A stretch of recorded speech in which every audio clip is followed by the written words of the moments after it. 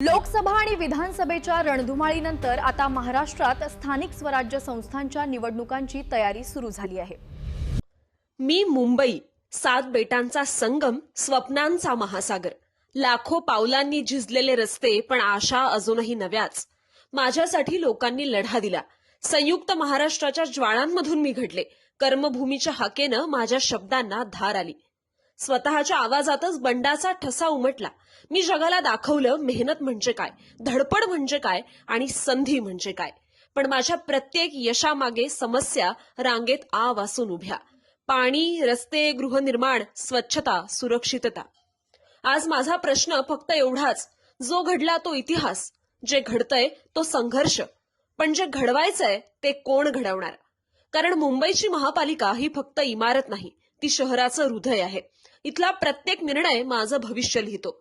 मी बदलायला तयार आहे, पण दिशा, निर्णय आणि नेतृत्व तुमच्याकडून सुरू होतं। मुंबईला जुन्या हिशेबाची गरज नाही, मुंबईला नव्या संकल्पाची गरज आहे।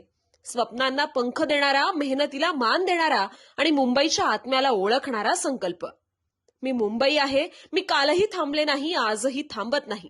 फक्त एक विचार, जो मुंबईसाठी उभा राहील, मुंबई त्याच्या सोबतच चालेल।